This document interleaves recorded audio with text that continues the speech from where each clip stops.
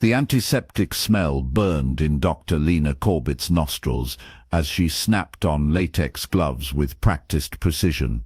The fluorescent lights hummed overhead, casting harsh shadows across exam room 3. Outside, the steady beep of monitors and hushed voices of the night shift staff created a familiar symphony of controlled chaos. Lena's shoulders ached from 12 hours on duty. Her reflection in the glass cabinet showed dark circles under green eyes that had seen too much. She tucked a strand of auburn hair behind her ear and checked the chart again. Bethany Lancer, 28. Female. 4th visit in 6 months. The same pattern. Different injuries. Lena's stomach tightened as she pushed open the door. The woman on the exam table flinched at the sound, a reflexive movement that spoke volumes. Bethany's blonde hair hung limply around a face mottled with bruises in various stages of healing. Purple-blue marks bloomed across her left cheekbone, while older yellow-green shadows lingered along her jawline. "Mrs. Lancer," Lena said softly, keeping her voice neutral despite the anger simmering beneath her professional veneer. "I'm Dr. Corbett. I'll be examining you tonight." Bethany's eyes, one partially swollen shut, darted to the door behind Lena. "My husband is just parking the car." The room temperature seemed to drop several degrees. Lena moved closer, the paper beneath Bethany crinkling loudly in the silence. "We have some time before he joins us," Lena said, her pen poised over the chart. "Can you tell me what happened?" Bethany's fingers twisted the wedding ring on her left hand, platinum with diamonds that caught the harsh light. "I fell down the stairs at our lake house." The lie hung between them like a physical presence. Lena noted the defensive posture, the way Bethany's shoulders curved inward, how her gaze never lifted above Lena's chin. "These bruises on your neck," Lena said, gesturing but not touching. "They don't match a fall." The finger-shaped marks were unmistakable. 4 distinct pressure points on one side, a thumb imprint on the other. Bethany's pulse visibly fluttered at her throat. "I must have hit the banister on the way down." Lena's pen scratched against the paper as she documented the injuries, each mark a silent accusation. The metallic taste of futility coated her tongue. She'd been here before with Bethany and too many others. The evidence collected, the reports filed, the authorities notified. And nothing ever changed. The examination continued in tense silence. Lena photographed the injuries with the hospital's documentation camera, each click echoing in the small room. Bethany winced as Lena's gentle fingers probed her ribs. 2 fractured ribs on the left side, Lena noted. "I'll order X-rays to confirm." The door swung open. Kevin Lancer filled the frame, his tailored suit and carefully styled hair a stark contrast to his wife's disheveled appearance. The scent of expensive cologne cut through the antiseptic, claiming the space as his territory. "There you are, sweetheart," he said, his voice honey-smooth. His eyes, cold as river stones, assessed Lena. "Doctor, how is my clumsy wife?" Lena felt her jaw tighten. "Mr. Lancer, I was just explaining to your wife that she has 2 fractured ribs and multiple contusions." "The stairs at our lake house are treacherous," Kevin said, moving to stand beside Bethany. His hand settled on her shoulder, fingers pressing just slightly too hard. Bethany's eyes dropped to her lap. "I've been telling her to be more careful." The fluorescent light flickered overhead, casting momentary shadows across Kevin's face that seemed to reveal something monstrous beneath the polished exterior. Lena forced herself to maintain eye contact. "Mrs. Lancer needs rest and careful monitoring," she said, addressing Bethany directly. "I'd like to keep her overnight for observation." Kevin's smile didn't reach his eyes. "That won't be necessary. I can monitor her at home." "I really think "We appreciate your concern, doctor, but I'll take care of my wife." His tone left no room for argument. "Now, if you'll prepare the discharge papers." Lena felt heat rise in her chest, her pulse thrumming in her ears. She wanted to object, to insist, to call security. But experience had taught her the limits of her authority. Kevin Lancer was a major hospital donor. His family name adorned the new pediatric wing. She'd tried reporting him before. The police had interviewed him at his office, surrounded by photographs of Kevin shaking hands with the mayor, the police commissioner, the district attorney. The case had disappeared like morning mist. "I'll prepare your discharge instructions," Lena said, each word tasting like defeat. As she turned to leave, Bethany's eyes met hers, a fleeting connection filled with desperation and resignation. In that moment, something inside Lena hardened into resolve. The system had failed Bethany Lancer. Again, but perhaps there was another way. The records room hummed with the software of computers. Lena's fingers trembled slightly as she inserted her ID card into the workstation. The screen bathed her face in blue light, highlighting the determined set of her jaw. What she was about to do could cost her license, her career, everything she'd worked for. She glanced at the door, ensuring it was locked, then navigated to Bethany's file. The official photos would be uploaded to the secure server, accessible only to authorized personnel and law enforcement, who would do nothing. Lena reached into her pocket and withdrew her personal phone. Against every protocol, every ethical guideline, she connected it to the computer and began downloading copies of Bethany's injury documentation. Each image that transferred felt like a weight on her conscience, but the memory of Bethany's eyes, of all the women's eyes over the years, was heavier still. The computer chimed softly as the transfer completed. Lena quickly disconnected her phone, erased the digital footprints of her actions, and logged out of the system. Her heart pounded against her ribs as she slipped out of the records room, the stolen evidence burning in her pocket like contraband. In the empty corridor, the night shift lighting cast long shadows that seemed to follow her. The squeak of her shoes on the polished floor sounded unnaturally loud. She passed the security guard's station with a casual nod, fighting to keep her expression neutral despite the adrenaline coursing through her veins. Once inside the staff locker room, Lena leaned against the cold metal and exhaled shakily. There was no turning back now. Lena's apartment was bathed in the grey light of early morning. She hadn't slept. Her eyes burned as she stared at the address scrawled on a piece of paper in her trembling hand. The Obsidian Tower. Penthouse. An urban legend among hospital staff. When cases like Bethany's came in, when justice seemed impossible, whispers circulated about a man who could make problems disappear. A shadow ruler of the city who operated outside the constraints of law. Most dismissed it as fantasy, a coping mechanism for healthcare workers confronted daily with the failures of the system. But Lena had noticed patterns over the years. Abusers who suddenly left town, disappeared, or occasionally turned up in the ER themselves, broken and unable or unwilling to explain their injuries. She'd never sought him out before, had never crossed that line. Until now.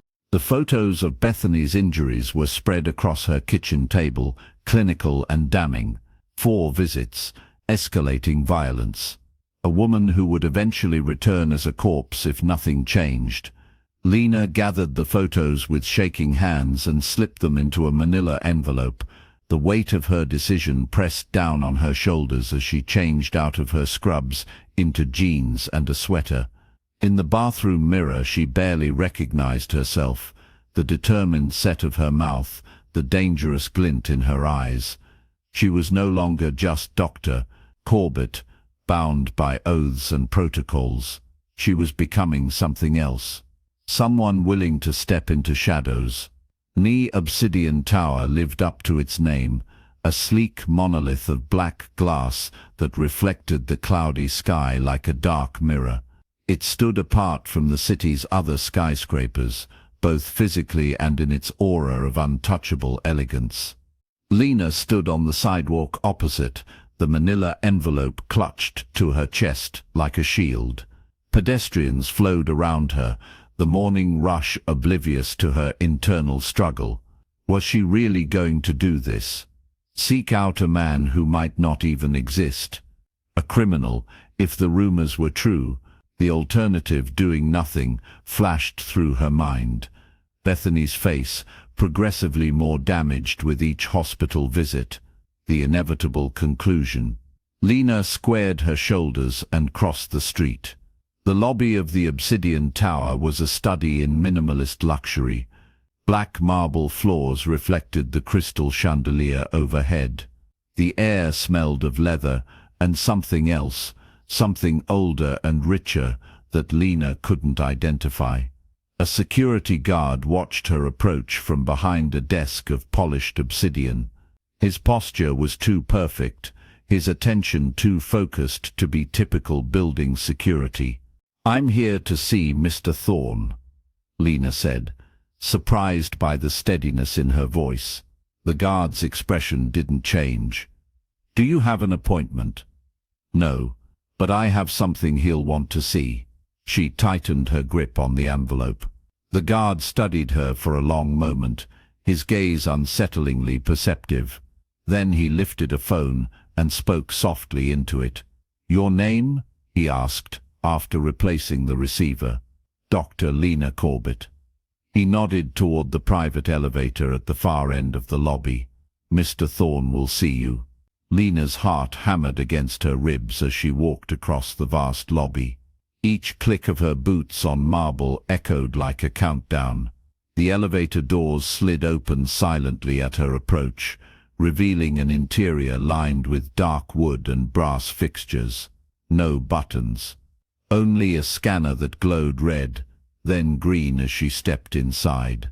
The doors closed, sealing her in. The elevator ascended swiftly, her stomach dropping with the sudden motion. Lena closed her eyes, drawing a deep breath that smelled of sandalwood and citrus, an air freshener that couldn't quite mask the underlying scent of wealth and power. When the doors opened again, she stepped into another world. The penthouse foyer opened into a vast space with floor-to-ceiling windows overlooking the city. Antique furniture, pieces that belonged in museums, arranged with modern art. Books lined the walls, their leather bindings suggesting centuries rather than decades. And at the center of it all stood a man, Marius Thorne. He was tall, with broad shoulders, accentuated by an impeccably tailored black suit. His face was all angles and planes, timeless in a way Lena couldn't define. Dark hair swept back from a high forehead. But it was his eyes that held her, ancient eyes, impossibly dark, watching her with the patient interest of a predator. "Dr. Corbett," he said, his voice a low rumble that seemed to vibrate in her chest. "What brings a healer to my door?" Lena swallowed, suddenly aware of how out of place she was in her simple clothes, with her exhausted face and desperate mission. But she had come too far to retreat. "Justice," she said, stepping forward and extending the envelope. "For someone the system won't protect." Something flickered in those dark eyes, interest perhaps, or hunger. Marius took the envelope, his fingers brushing hers. His touch was cool and sent an electric current up her arm. He didn't open it immediately, studying her face instead. "And what price are you willing to pay for this justice?" he asked softly. The question hung in the air between them, laden with implications Lena could feel but not fully comprehend. She stood at a threshold, not just of this penthouse, but of a world hidden beneath the surface of the one she knew. "Whatever it takes," she answered, the words falling from her lips before she could reconsider.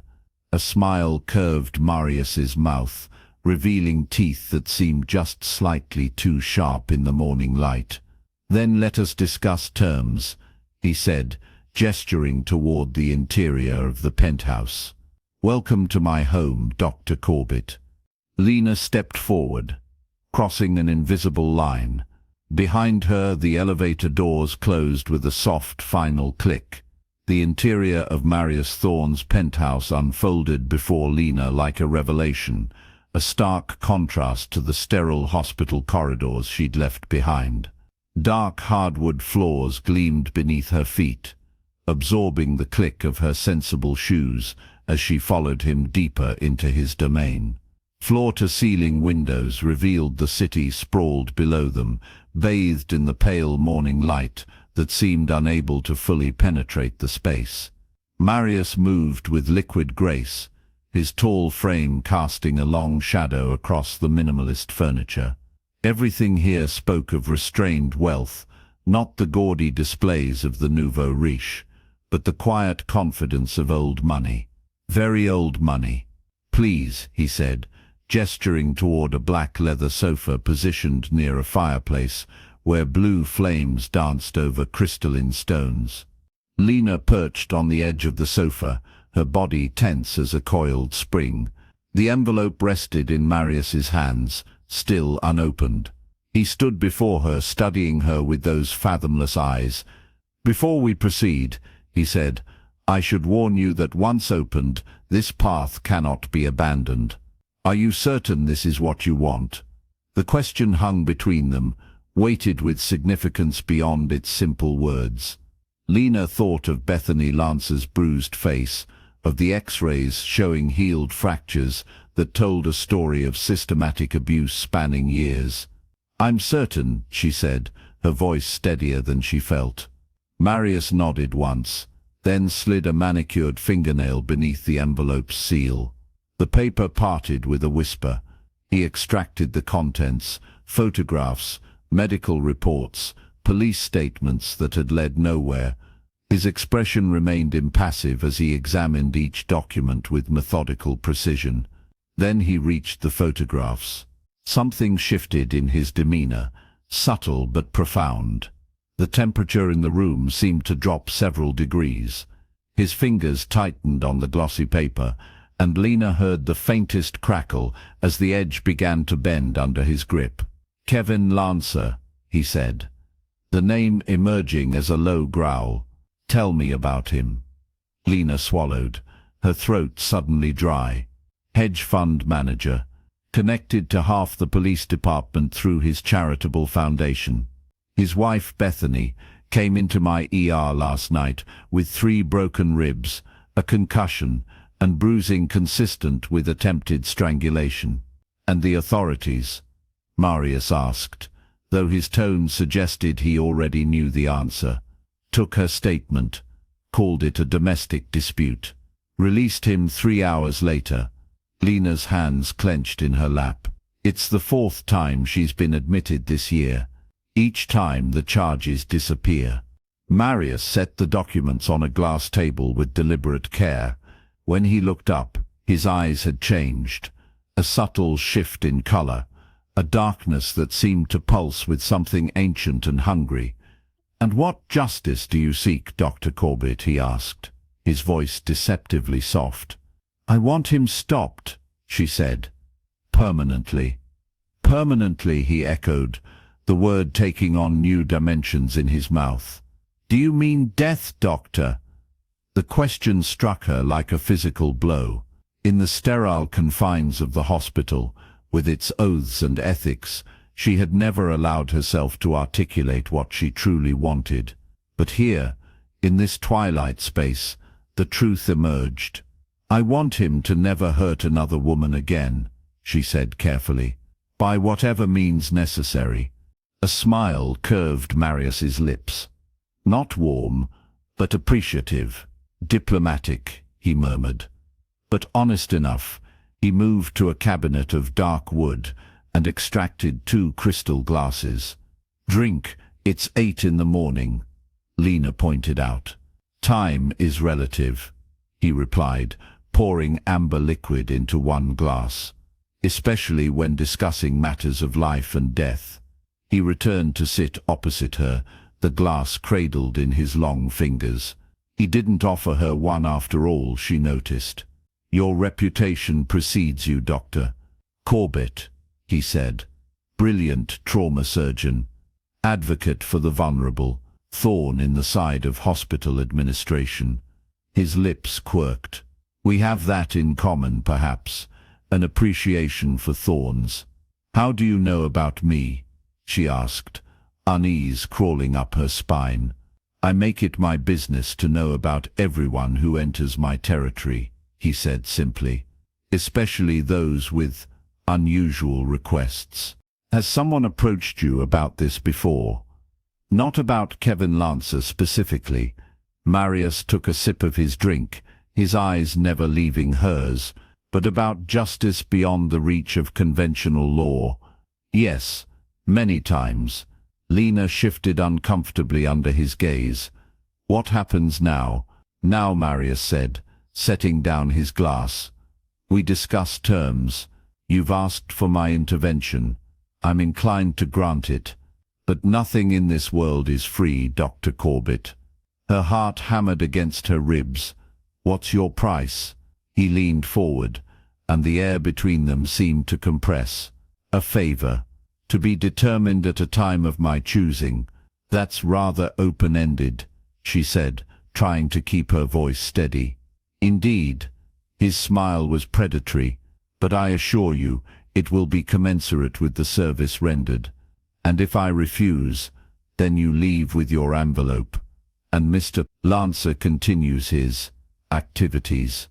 Lena thought of Bethany's eyes, vacant with terror and resignation, of the wedding ring embedded in swollen flesh because she'd refused to remove it despite everything, of the whispered confession. Next time, he'll kill me. All right, she said. A favor. Marius extended his hand. Then we have an agreement. His skin was cool against hers, his grip firm but not crushing. Yet, as their palms met, Lena felt something pass between them, a current of energy that raced up her arm and spread throughout her body. For an instant, she glimpsed something beneath his carefully composed exterior, vast, ancient, and utterly inhuman. She pulled her hand away, heart racing. What are you? His expression revealed nothing. Someone who can deliver what you've asked for. A phone chimed, hers. Lena fumbled in her pocket, grateful for the interruption. A text from the hospital. * Bethany Lancer checked out AMA. Husband picked her up 20 minutes ago. Damn it, she hissed, showing Marius the screen. He's got her. Something dangerous flickered across his features. He stood in one fluid motion. Then we must act quickly. He pressed a button on a sleek panel on the wall. Gideon, the Lancer residence now. A voice responded immediately. Yes, sir. Marius turned back to her. Come, we have work to do. We? Lena asked, rising to her feet. I thought you'd handle this, whatever this is. You brought this to my attention, he said, retrieving a black coat from a closet. I have a shift in 4 hours, she protested weakly. His dark eyes pinned her. Call in sick. Before she could argue further, the elevator doors slid open, revealing a tall man with close-cropped silver hair and the bearing of a soldier. His eyes, a strange amber color, swept over Lena with clinical assessment before returning to Marius. The car is ready, he said. Thank you, Gideon. Marius gestured for Lena to precede him into the elevator. Dr. Corbett will be accompanying us. Gideon's expression didn't change, but something in his posture suggested surprise or disapproval. Nevertheless, he stepped aside to let them enter. As the doors closed, sealing the three of them in the confined space, Lena felt a wave of vertigo. What had she done? Who were these people? The man beside her radiated a quiet menace that should have sent her running. Instead, she found herself drawn to him, fascinated by the power that hummed beneath his controlled exterior. The elevator descended swiftly, the floors ticking away on the digital display. No one spoke. The silence pressed against Lena's ears, broken only by the soft sound of her breathing, which seemed unnaturally loud compared to her companions. When the doors opened again, they revealed an underground garage of polished concrete. A sleek black car waited, its engine already purring. "After you," Marius said, his hand at the small of her back, not quite touching, but close enough that she could feel the coolness radiating from his palm. The interior of the car was luxurious, black leather seats, privacy glass, the faint scent of something that reminded Lena of cedar and night air. Gideon took the wheel, while Marius sat beside her in the back, his long legs stretched out, his presence filling the space. As they pulled out into the morning traffic, Lena's phone chimed again. Another text, this time from an unknown number, asterisk, "Help me, he knows." Her breath caught. "It's from Bethany." "How did she get my number?"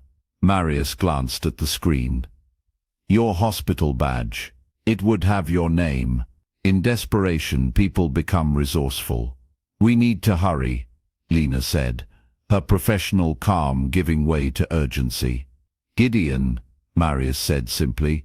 The car accelerated, weaving through traffic with impossible precision. Lena gripped the door handle, watching the city blur past. "Tell me about Kevin Lancer," Marius said, his voice conversational despite the tension thrumming through the car. Lena forced herself to focus. 48, self-made millionaire, philanthropist on paper, controls his wife's every move, has a temper that's gotten worse over the years.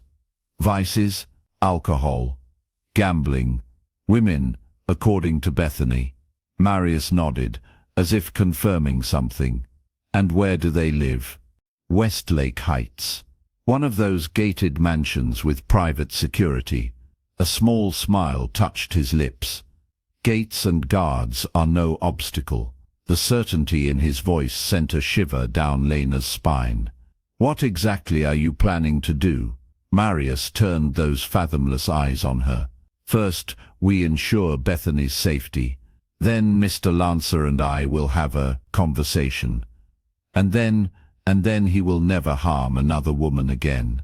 The simple statement carried the weight of absolute truth. Lena wanted to press further, but something in his expression warned against it. Instead, she asked, "How will we get past security?" "Leave that to me," he said. The car turned onto the winding road that led up to Westlake Heights, an exclusive enclave perched above the city. Houses here were hidden behind high walls and lush landscaping, the residents protected by both wealth and distance from the realities of ordinary life. As they approached the guarded gate, Lena's anxiety spiked. "They'll never let us in without." "Watch," Marius said softly. Gideon slowed the car as they reached the checkpoint. A uniformed guard stepped out of the booth, approaching with the practiced caution of private security. He bent to peer through the driver's window. "Good morning," Gideon said pleasantly. "We're here to see Kevin Lancer." The guard frowned. "I don't have you on the visitor list." "Look again," Marius said from the back seat, his voice taking on a strange resonant quality that seemed to vibrate in Lena's bones. The guard's expression went blank for a moment, his eyes unfocusing. Then he straightened, nodding. "Of course, sir. My apologies. Go right ahead." He returned to the booth, and the gate swung open. Lena stared at Marius, her medical mind racing through possibilities. Hypnosis. Some form of suggestion? "How did you—" "We all have our talents, Dr. Corbett," he said, his eyes glittering with something ancient and inhuman, some more unusual than others. The car wound through the manicured streets until it reached a sprawling Mediterranean-style mansion set back from the road. A fountain played in the circular driveway, the water catching the morning light. "Wait here," Marius instructed, as Gideon parked a discreet distance from the house. "No," Lena said firmly. "I'm coming with you. Bethany knows me. She'll trust me." For a moment, she thought he would refuse. Then he inclined his head. "Very well, but stay close and do exactly as I say." They approached the front door together, Gideon following a few paces behind. Before they could ring the bell, Marius paused, his head tilting slightly, as if listening to something beyond human hearing. "There's been violence here," he said, his voice hardening. "Recently." Lena felt her stomach clench. "How do you know?" Instead of answering, he reached for the ornate door handle.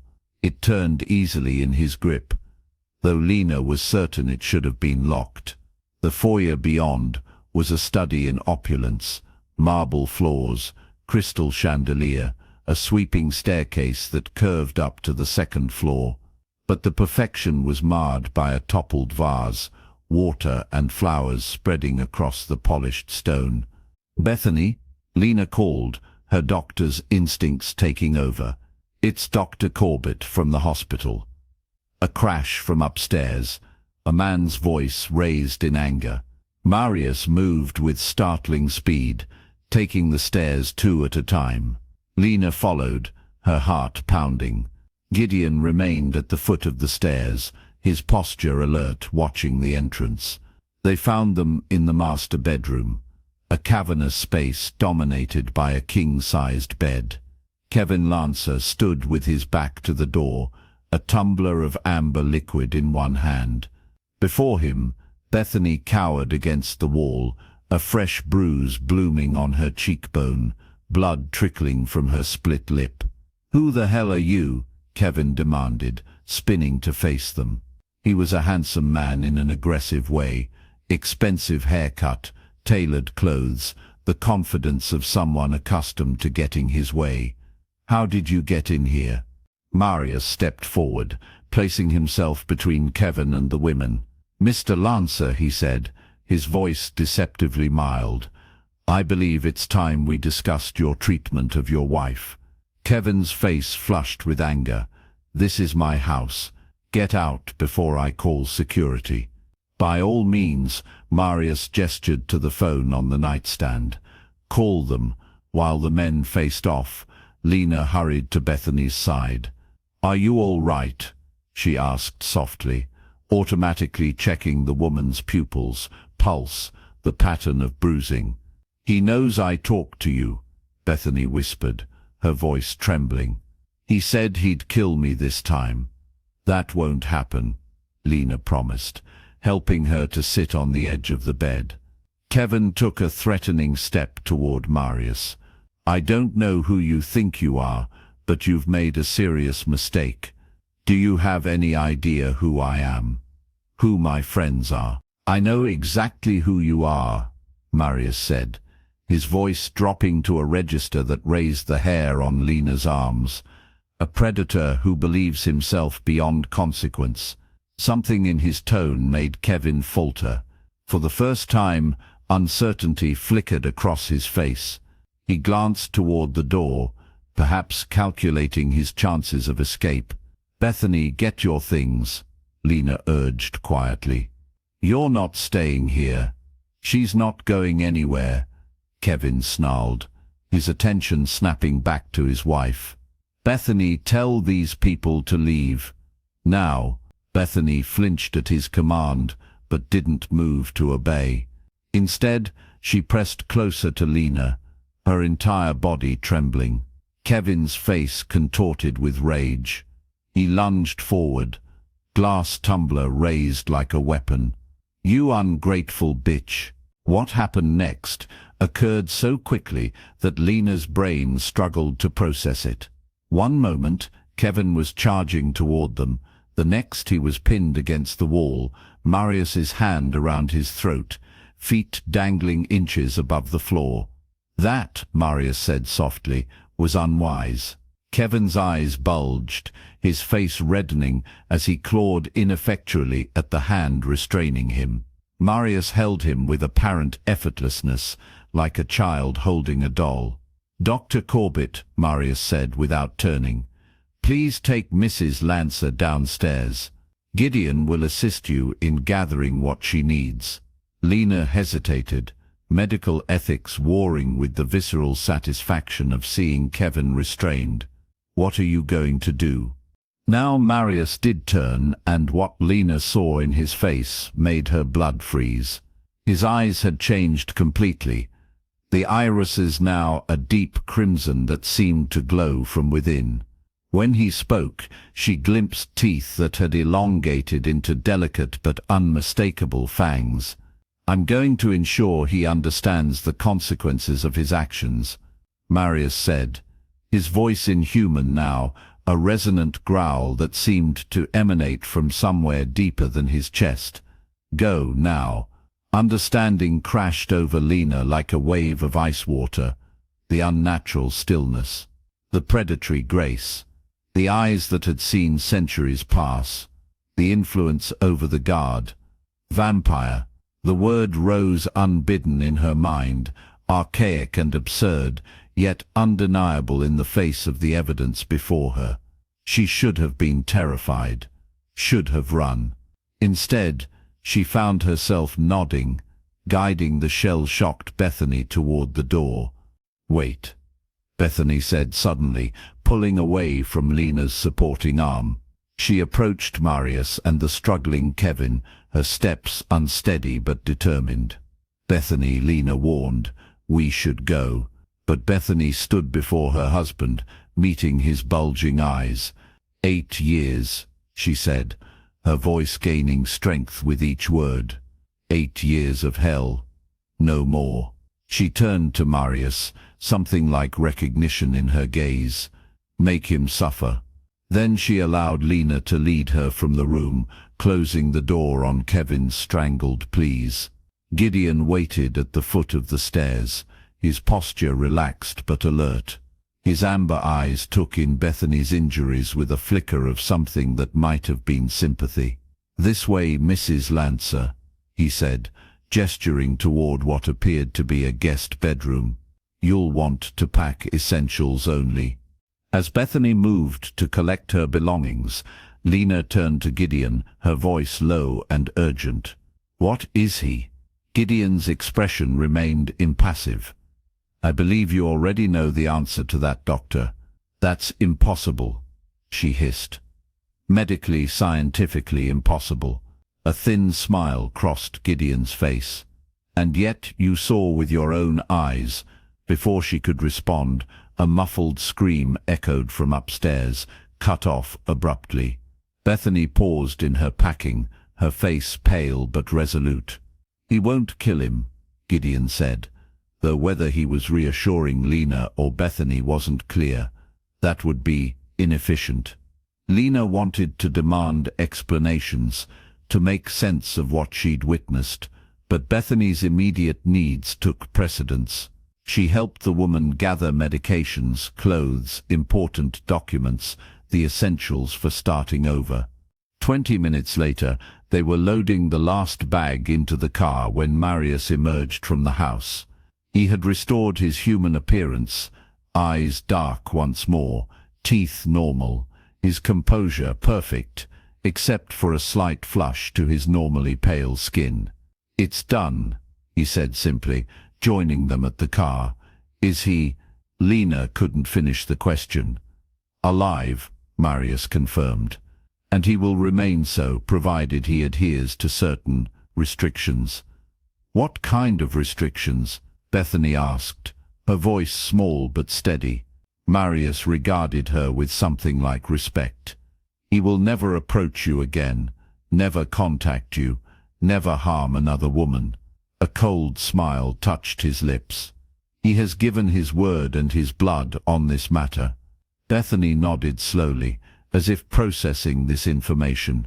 Then, to Lena's surprise, she extended her hand to Marius. "Thank you," she said simply.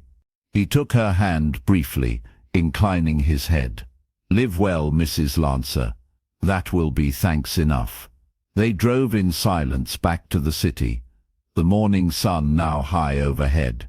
Bethany stared out the window, occasionally touching her bruised face, but seeming more present with each passing mile.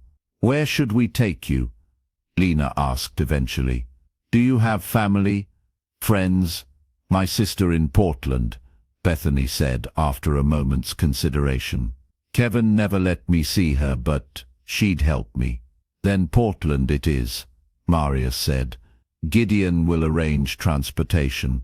"I can't just leave," Bethany protested weakly. "My things, my life. Your life is what matters," Lena said firmly. "Everything else can be replaced." Bethany fell silent again, nodding slowly. They stopped at a discreet hotel downtown. Gideon disappeared inside, returning minutes later with a key card. "Room 512, he said, handing it to Bethany. "It's reserved for a week under the name Elizabeth Bennet. There are clothes in your size in the closet and a credit card in the desk drawer. A car will come for you tomorrow morning to take you to the airport." Bethany stared at him in disbelief. "How did you—" "We have resources," Marius said simply, "and experience in these matters." Lena accompanied Bethany to her room, checking her injuries one final time and writing down her personal number. "Call me any time," she insisted. "Day or night." Bethany hugged her suddenly, fiercely. "Thank you," she whispered, "for believing me, for helping me." "Be safe," Lena said, returning the embrace. "Be free."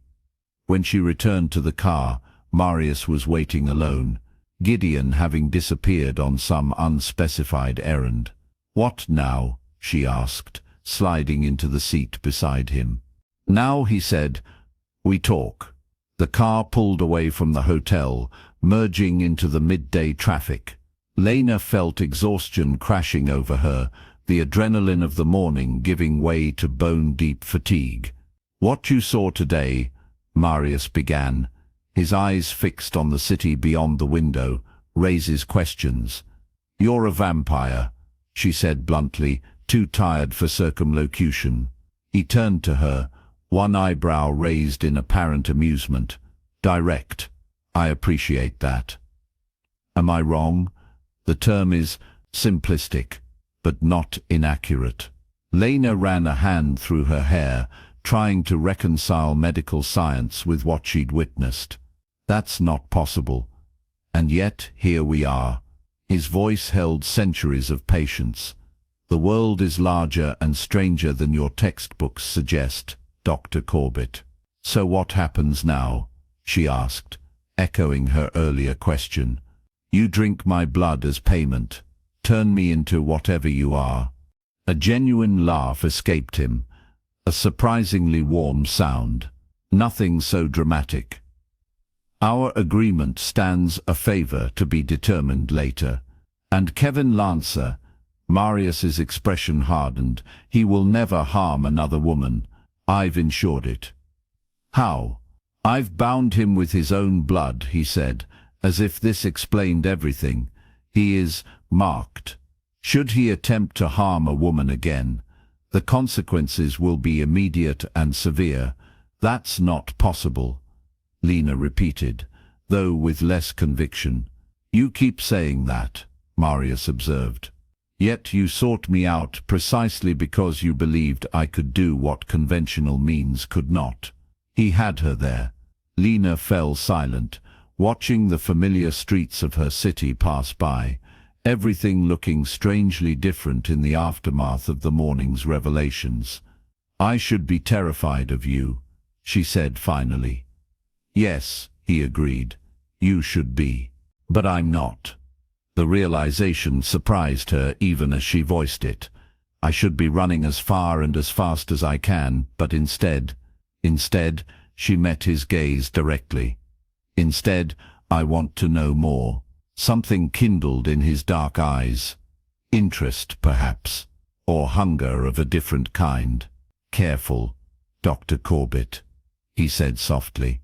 Curiosity about my kind can be dangerous. I've spent my career walking into danger to help others, she replied. This doesn't feel so different. The car slowed, pulling up in front of her apartment building. Lena hadn't given the driver her address. She realized with a jolt. You know where I live, she said, not entirely surprised.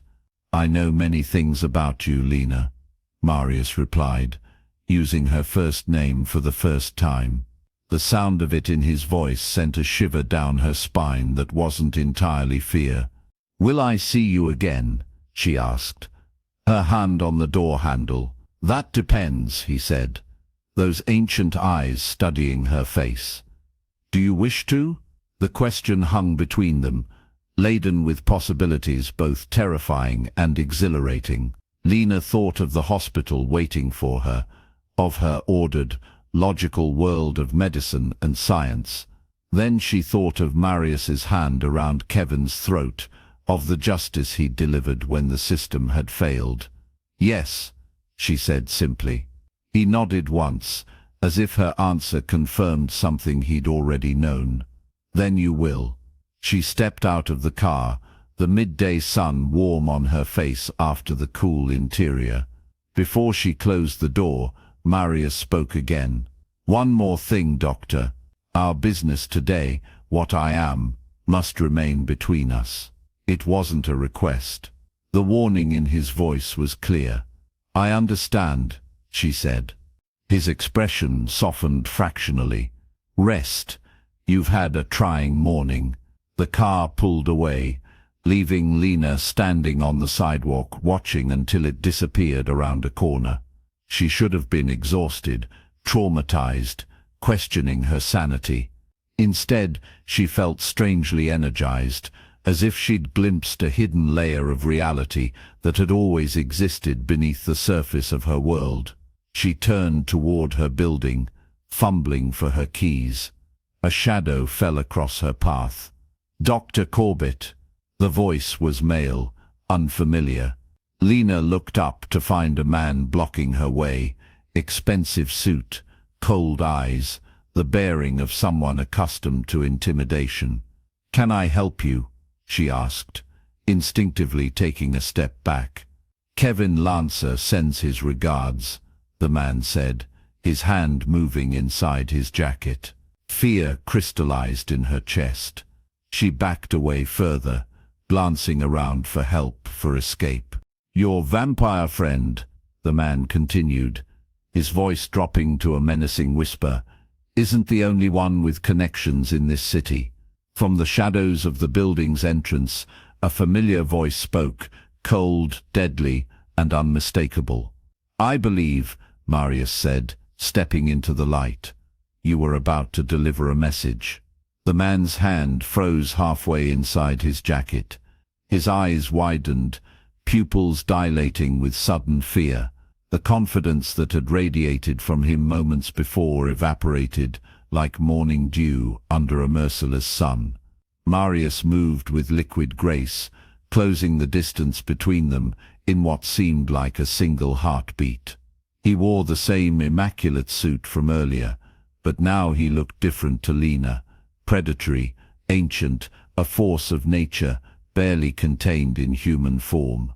I don't believe we've been introduced, Marius said, his voice deceptively soft. You work for Kevin Lancer. The man's throat worked as he swallowed. This doesn't concern you. Anything concerning Dr. Corbett concerns me. Marius tilted his head slightly. Your name? James Harrow. The man answered automatically, then blinked as if surprised by his own compliance. Marius smiled, showing no teeth. I'd like you to deliver a message to your employer instead. Lena watched, transfixed, as Marius leaned closer to Harrow, whispering something she couldn't hear. The color drained from Harrow's face. His hand, now visible and empty, trembled at his side. "Do we understand each other?" Marius asked, straightening. Harrow nodded jerkily. "Perfectly." "Excellent." Marius stepped aside. "You may go." The man backed away, stumbling slightly, before turning and hurrying down the street. He didn't look back. "What did you say to him?" Lena asked when Harrow had disappeared from view. Marius turned to her, his expression softening. "I merely clarified the consequences should any harm come to you. You knew he'd be here." "It wasn't a question. I suspected Lancer might retaliate. I didn't go far." He gestured toward her building. "Shall we? You're not safe on the street." Lena hesitated, keys clutched in her hand. The events of the morning, Bethany's injuries, the revelation of Marius's true nature, and now this confrontation, swirled in her mind like leaves caught in a whirlwind. "Why are you protecting me?" she asked. Something flickered in Marius's eyes. Surprise, perhaps, that she would question him now. "Because you showed courage where others would have shown fear. Because you kept your word." He paused. "Because I find myself drawn to you, Dr. Corbett." The admission hung between them, honest and unexpected. Lena felt her pulse quicken. "Come inside," she said finally, turning toward her building. "I think we have more to discuss." Her apartment felt smaller with Marius in it. He moved through her space with careful respect, examining her bookshelves, the framed medical degree on the wall, the scattered evidence of her life. Lena watched him from the kitchen as she made coffee with hands that weren't quite steady. "You have questions," he said, accepting the mug she offered. "1,000 of them." She sat across from him, cradling her own coffee. "Let's start with Kevin Lancer. What happens now?" "That depends on him." Marius set his untouched coffee on the side table. "If he's wise, he'll leave the city. If not," he shrugged elegantly, "there are other ways to ensure he's no longer a threat." "You would kill him?" The question slipped out before she could stop it. "I prefer not to." His gaze was steady. "It draws unnecessary attention, but I will not allow him to harm you or anyone else under my protection." "Like Bethany?" "Yes." He leaned forward slightly. "You understand that she came to us, to my people, for sanctuary?" Lena nodded slowly. "She said something about a shelter. I didn't realize. We maintain several safe houses for those in need. Humans who require discretion." His lips curved in a faint smile. "We were once human ourselves, Dr. Corbett.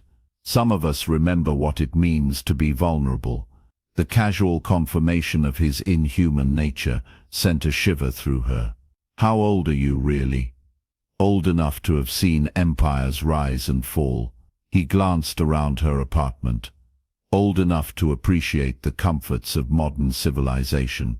Before she could ask another question, her phone buzzed. She glanced at the screen. "The hospital." With a murmured apology, she answered, "Dr. Corbett." It was Nurse Chen, her voice tight with urgency. "Kevin Lancer is here. He's demanding to see his wife." Lena's blood turned to ice. "Is security with her?" "Yes, but he's making a scene, threatening legal action, saying we've kidnapped her." Chen lowered her voice. "Dr. Corbett, he has men with him. They don't look like lawyers." Marius was watching her, his expression alert. He could hear both sides of the conversation, she realized. "I'm coming in," Lena said, already standing. "Don't let anyone near Bethany's room." "No one." She ended the call, meeting Marius's gaze. "Lancer's at the hospital." "So I heard." He rose in one fluid motion. "My car is waiting downstairs. This is my patient, my responsibility," she said firmly. "And Lancer is my problem."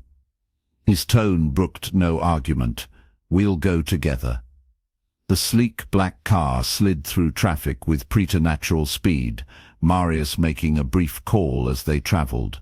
By the time they reached the hospital, Lena's fear had crystallized into determination. She strode through the emergency entrance with Marius at her side, aware of the stares they attracted. She in her rumpled clothes from the morning shift, he in his impeccable suit, both moving with singular purpose. They found Kevin Lancer in the main lobby, surrounded by 3 men in dark suits. He was red-faced, jabbing his finger at the hospital administrator, a petite woman who stood her ground despite the intimidation. "Don't care about your policies. That's my wife, and I demand to see her now." "Mr. Lancer," the administrator replied calmly, "as I've explained, your wife has requested no visitors. She's not in her right mind. She needs—" Lancer broke off, his gaze landing on Lena. Recognition flashed across his face, followed by ugly rage. "You're the one who turned her against me." Lena felt Marius tense beside her, but she stepped forward. "Lancer, your wife has multiple injuries consistent with physical assault. She's exercising her legal right to refuse visitors. Injuries she got from falling down the stairs," he snarled. "She's clumsy. Always has been. The pattern of bruising suggests otherwise, as does the fact that this is her 3rd emergency room visit this year." Lancer's face darkened further. "You self-righteous bitch. You have no idea who you're dealing with." "I believe that's my line," Marius said, his voice carrying through the lobby like the toll of a bell. Lancer's attention shifted, his expression changing as he registered Marius's presence. Something like uncertainty flickered in his eyes. "Thorne." He straightened, trying to regain his composure. "This is a private matter." "Not anymore." Marius moved to stand beside Lena. "Corbett is under my protection, as is your wife." A muscle twitched in Lancer's jaw. "You're overstepping, Thorne. My business dealings with your organization don't give you the right to interfere in my personal life. Your personal life became my concern when you put your hands on a woman seeking sanctuary." Marius's voice remained conversational, but Lena felt the temperature in the room seemed to drop. "And when you sent a man to threaten Dr. Corbett," Lancer's gaze darted to his companions, who had subtly shifted their positions, hands drifting toward concealed weapons. The hospital security guards looked nervous, clearly outmatched. "Let's discuss this privately," Lancer suggested, forcing a smile that didn't reach his eyes. "No need to make a scene. There's nothing to discuss." Marius took a step forward. "You will leave this hospital. You will sign divorce papers giving your wife everything she asks for, and you will never contact her again." Lancer laughed, the sound brittle with disbelief. "Or what? You'll kill me? In front of witnesses?" "Death," Marius said softly, "would be a mercy I'm not inclined to grant you." Something in his tone made Lancer's smile falter. One of his men moved forward, hand inside his jacket. What happened next occurred so quickly that later Lena would struggle to piece it together. Marius moved, a blur rather than a man, and suddenly the armed guard was on his knees, his weapon skittering across the floor. The other 2 men found themselves similarly disarmed and restrained, though Marius appeared not to have touched them. Lancer stood alone now, his face ashen. Marius approached him with unhurried steps. "Kevin Lancer," he said, his voice pitched for Lancer's ears alone, though Lena, standing close, could hear every word. "Do you know what I am?" Lancer's throat worked as he swallowed. "There are stories." "The stories," Marius said, "don't do us justice." He placed a hand on Lancer's shoulder, the gesture almost friendly to outside observers. Lancer went rigid, his eyes widening. I could take everything from you, Marius continued. Your wealth, your status, your memories, your very will. His fingers tightened fractionally. Or I could simply take your life here and now, and no one would be able to stop me. Lena watched, transfixed, as Lancer began to tremble. Instead, I offer you a choice. Marius's voice dropped lower. Leave the city tonight.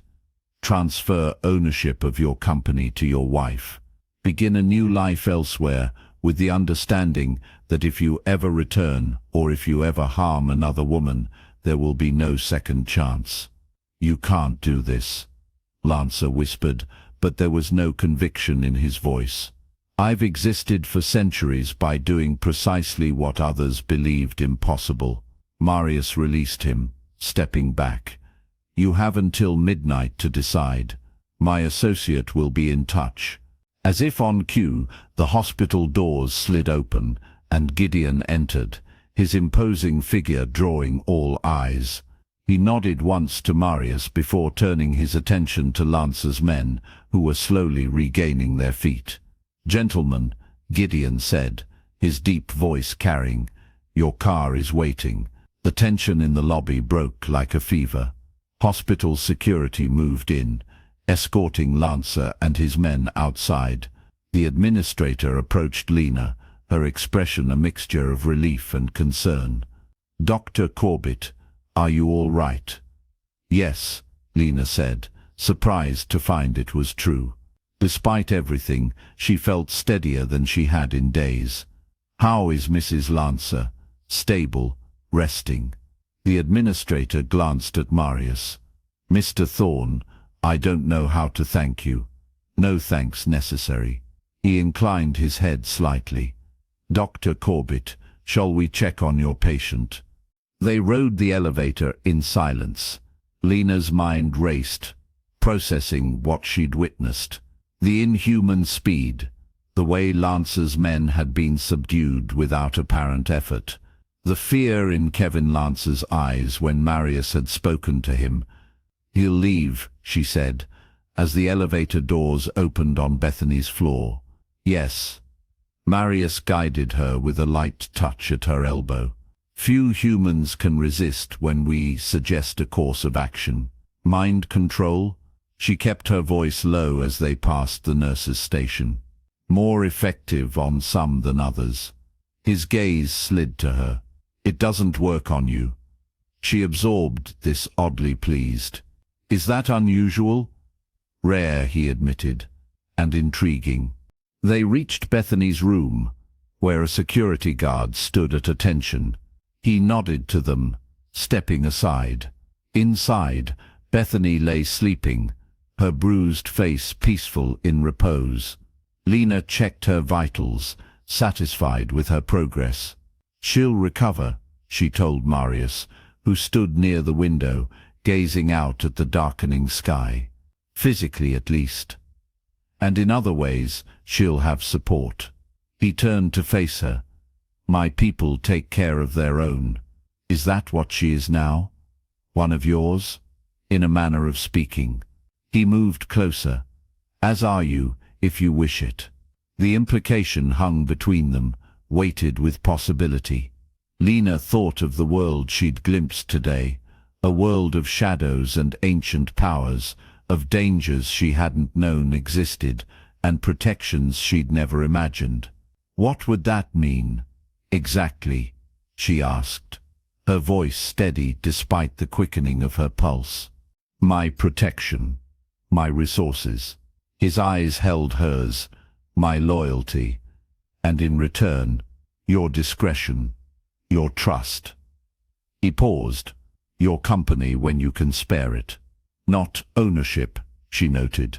Not control. He was offering a partnership of sorts, though she suspected few humans had ever been offered such terms. I need time, she said finally. This is a lot to process.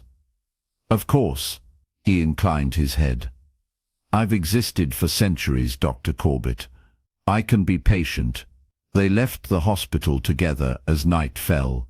Outside, Marius's car waited, a sleek shadow against the curb. Before they reached it, Lena stopped, turning to face him under the glow of a street lamp. "Thank you," she said, "for what you did today. You would have faced him regardless," Marius observed. "With or without me."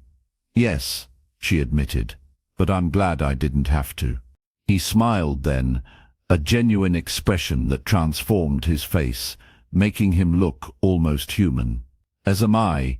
He opened the car door for her, and as she slid inside, Lena felt a strange sense of rightness settle over her. The world had changed today, or perhaps only her perception of it. Either way, she knew she couldn't go back to the life she'd had before. As the car pulled away from the hospital, Marius beside her, Lena watched the city lights blur into streams of gold and silver against the night. Shadows and illumination, danger and protection, the known and the mysterious, all existing together in a balance she was only beginning to understand. She turned to find Marius watching her, his ancient eyes reflecting the passing lights. "Where to?" he asked. Lena took a breath, stepping into her new reality. "Forward," she said.